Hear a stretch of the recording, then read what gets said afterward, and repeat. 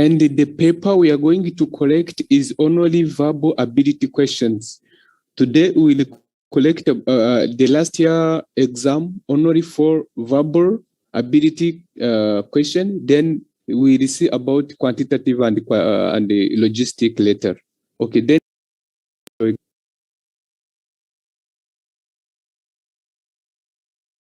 Is I think very important given the time we are in. All of us are expecting the TCS NQT exam on the 24th, and therefore Online Study of You has come up with the previous year verbal ability questions for all of you.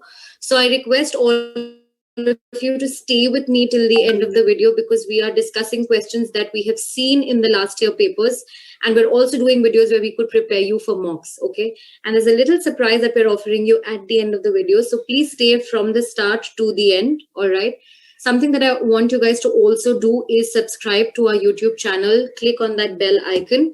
Reason being, whenever we are trying to upload something new, etc., you guys will get a notification of the same, and you guys will be updated much before anyone else, right? So please stay with us on the YouTube channel on these videos, and we're sure that you're going to do well for these exams, right? At your answer option, very close. Yeah, mistakes dikh hi nahi rahe. You'll be like, ma'am, I kept reading, but I didn't get the correct answer option. So it says, if the company's productivity do not improve, layoffs and retrenchment can be expected soon. Now, if you look at the next one, if the company's productivity is not improving, so the first thing that I do is I will always compare what is different in answer of question number 1, question number 2, in part 1, part 2. So the first one says do not improve, and the second one says is not improving. Layoffs and retrenchment can be expected soon. If the company's productivity does not improve, layoffs and retrenchment can be expected soon. Okay. And if the company's productivity should not improve. So basically we have 4 choices: do not improve, is not improving, does not improve, should not improve. Second half of the sentence for each one is the same. Now, the first thing that you can't do is you can't use bold statements such as should not, must not. We will never do that for the context, because it's a very bold statement. It's like an authority, like an order, which may not happen.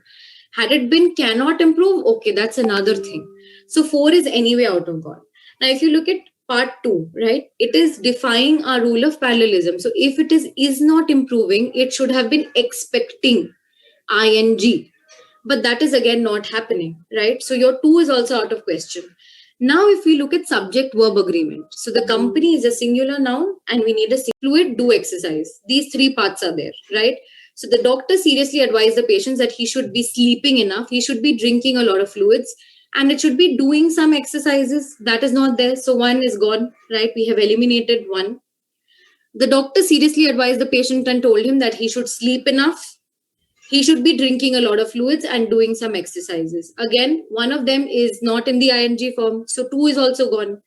Let's look at 3. The doctor seriously advised the patient and told him that he should sleep enough, that he should take a lot of fluids, doing some exercises. Doing some exercises to grammatically incorrect ho gaya. He should be doing some exercises. So 3 is gone. Now let's look at 4.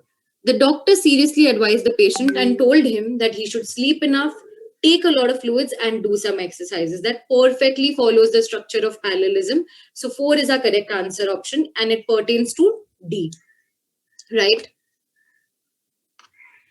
Now, the 6th question is a critical reasoning question. Critical reasoning questions are those questions where you have been given some sort of a paragraph, you have been given some sort of a context, and you have to answer that question on the basis of your logical ability, your thinking. So this is very different from reading comprehension. Halaki question comes in the reading comprehension format only. You have a paragraph and then you have one sort of a question, then you have options. But you'll see that you cannot directly get it from the passage because you need to apply what is given in the passage to the outside context. So let's look at this one. Most of the family-owned businesses face a sobering reality. Sobering basically out here means they are facing a serious reality, a serious problem. Almost 90% of family-run businesses do not survive a single entity beyond the 3rd generation worldwide. So the author is giving a fact कि पूरे world में what has happened, 90% of these family-run businesses are not surviving as single entities beyond the 3rd generations. Ambition, greed, and inspiration of the new generation leads to family feuds, resulting in disintegration. So what is the reason that they are not surviving beyond their 3rd generation? because ambition is there, because greed is there, because inspiration that this new generation has, it is leading to these family problems. Structure in the family is getting disturbed, and there is resultant disintegration, families breaking off. Which of the following weakens the argument? So we need some sort of an argument which is weakening the fact that families are facing problems and disintegrating. The risk to business comes from within the family generally when it migrates to second or third generation. Now, we do not know, we cannot say. As in the case of Tata Sons, where Ratan Tata is the chairman of the holding company, while all other businesses are run by professional managers, it is possible to hold the family together. My major clue is it is possible to hold the family together, which is exactly opposite of disintegration. So I will soft mark B as my answer options already.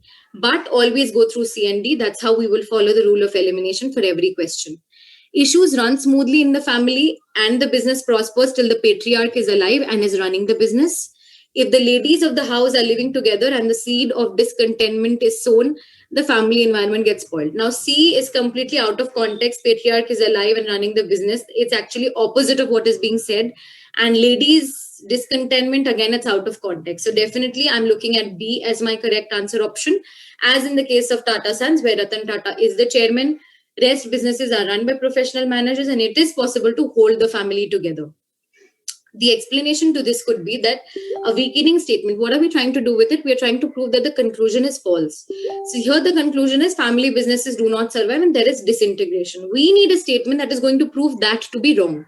Because of which, if we say that family run businesses can succeed indeed without disintegration. So the answer option that best does this is B. All the other answer options are actually talking about family failing. So in a way, they are supporting the given argument instead of weakening it. I hope you've understood this question. With that, a sentence correction question, and I can again see the question and understand that this is about parallelism. We need to ensure that the structure for all three parts is the same. So you could take a quick 10 seconds to, mark what your answer is.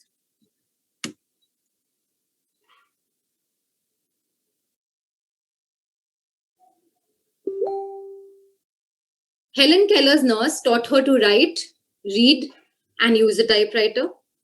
Helen Keller's nurse taught her to read, write, and typing. Gaya. Helen Keller's nurse taught her reading, writing, and to use a typewriter. Gaya. Helen Keller's nurse taught her to read, to write, and using a typewriter. Ye bhi gaya. Kaun sa bacha? Number 1. Number 1 pertains to which answer option? A. Another critical reasoning question.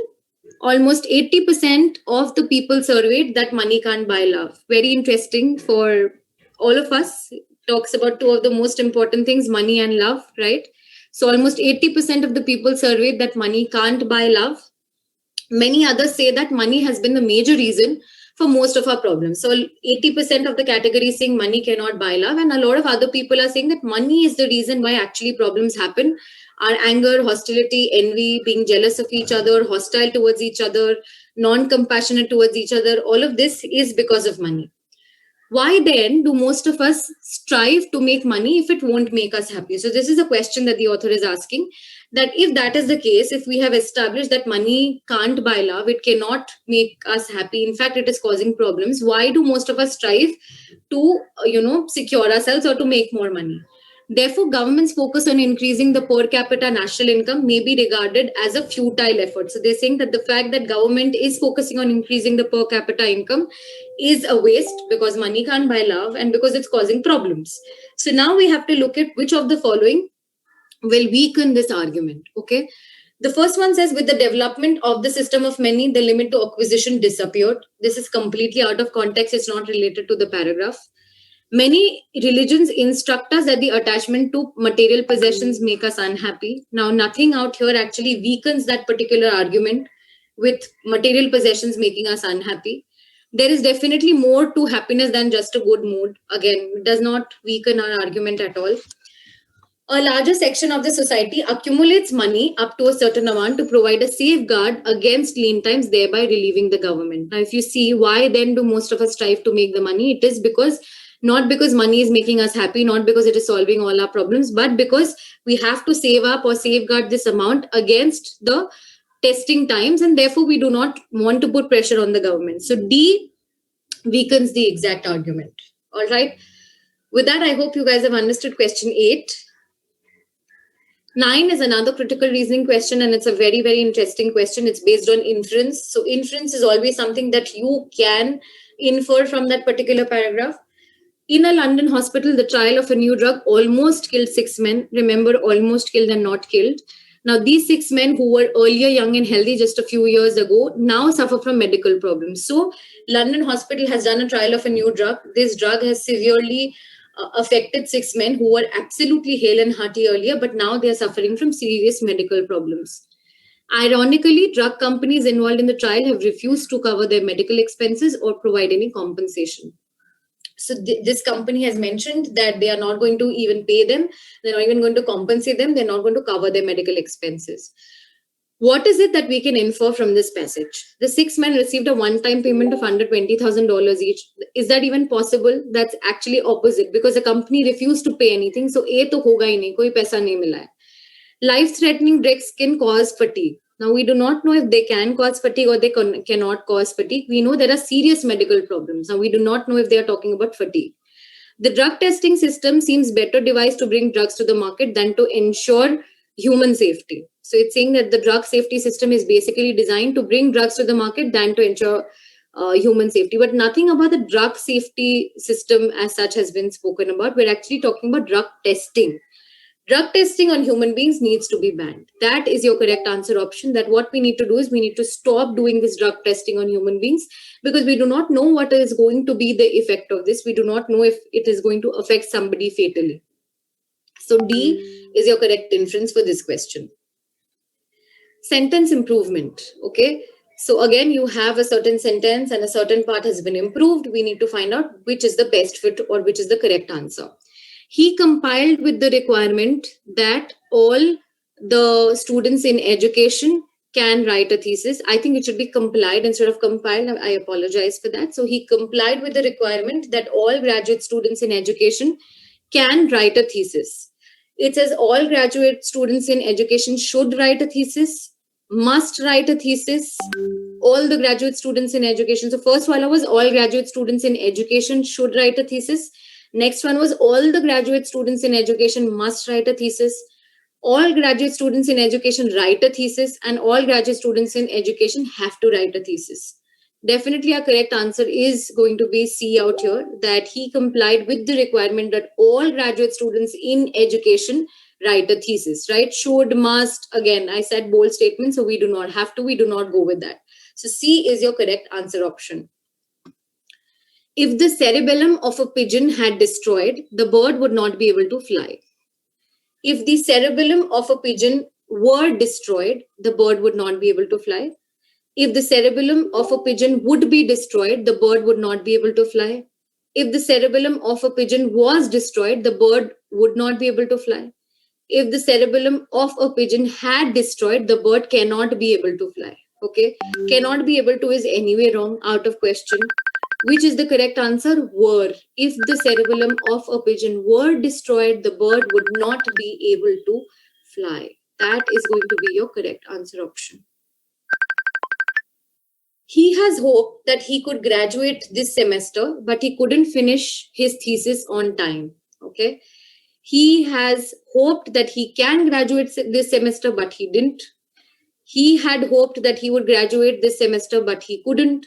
He had hoped that he graduate this semester, but he couldn't. He had hoped that he will graduate this semester, but he couldn't. Which is the correct answer option? I'm sure most of you have gotten this correctly, that he had hoped that he would graduate this semester, but he couldn't finish his thesis on time. Option B is the only option that fits our context correctly. Had hoped that he would graduate this semester, but he couldn't. Okay. Now, next is a reading comprehension question, and I request you guys to be patient. This is a little lengthy in terms of what has been given. Every channel was showing the same pictures. One of the towers belonging to the World Trade Center in flames. Okay, so every channel was basically showing the same picture to all of us. One of the towers belonging to the World Trade Center in flames.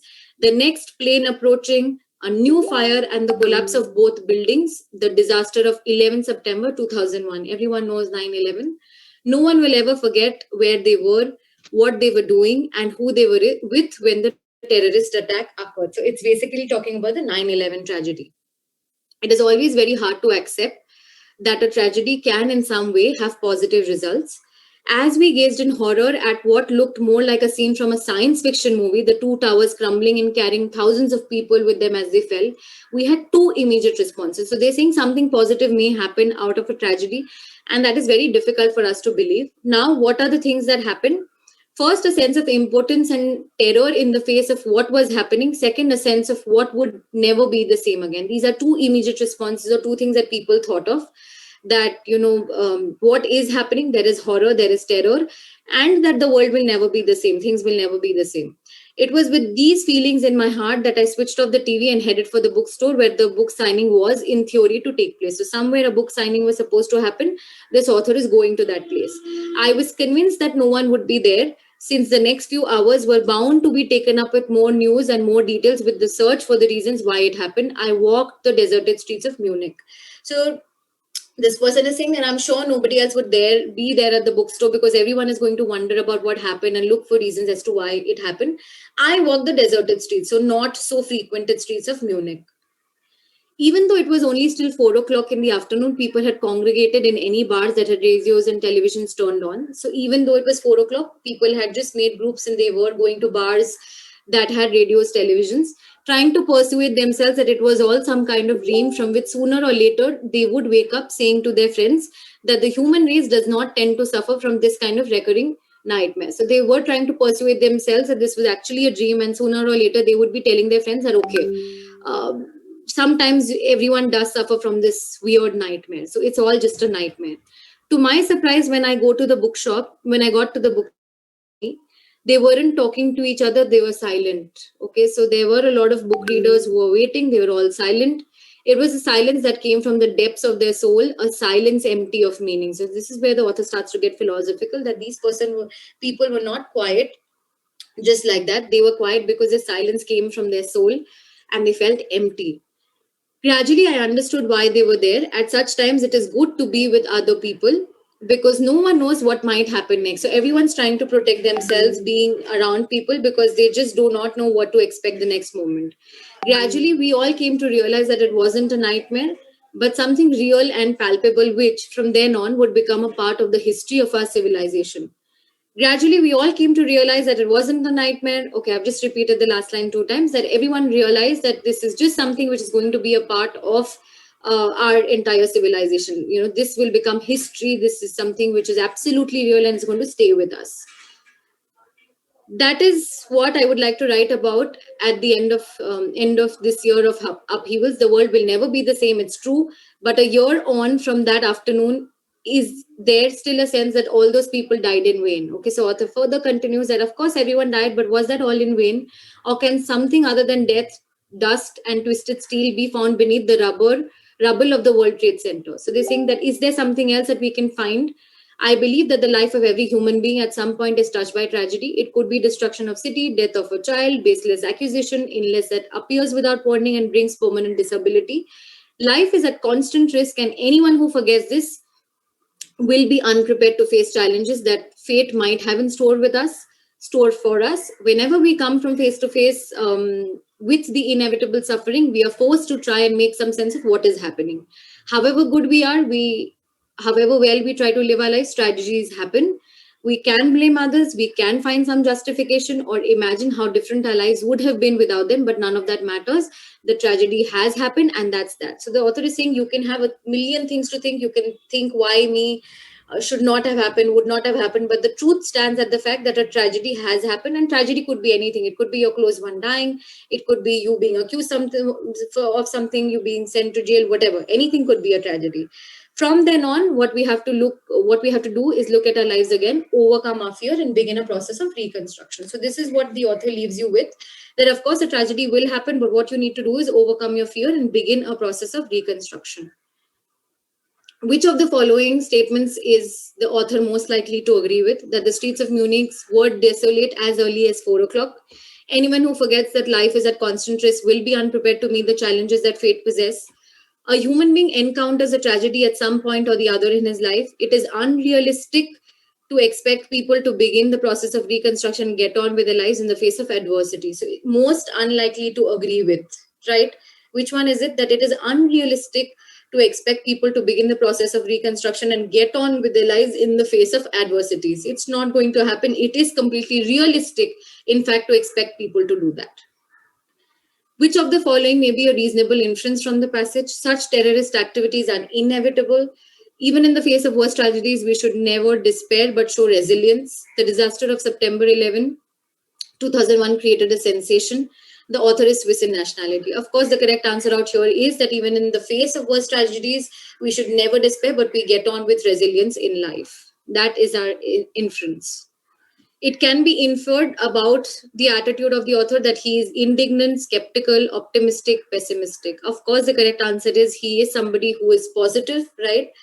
Indignant is someone who's showing anger, skeptical is someone who's doubtful, optimistic is someone who's positive, and pessimistic is someone who's negative. But the last line tells us that the author has hope, so optimistic is your correct answer, right? With that, students, I will let you guys know that we have tried to develop something where you can test your knowledge, the link of which is in the description. So you can test or you can assess where you guys are exactly standing for the 2021 exam. So how can you do that? You can take a quiz by logging on to online study.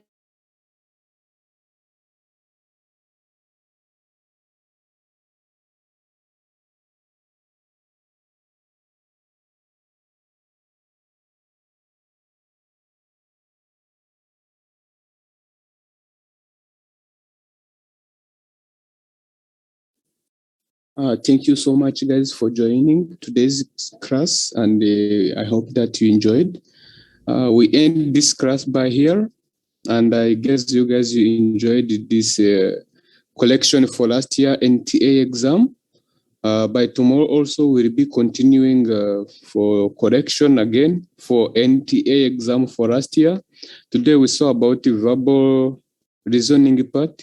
So maybe tomorrow we'll be looking for quantitative and logistics as well. So thank you so much for joining. I wish you the success and good night. Thank you.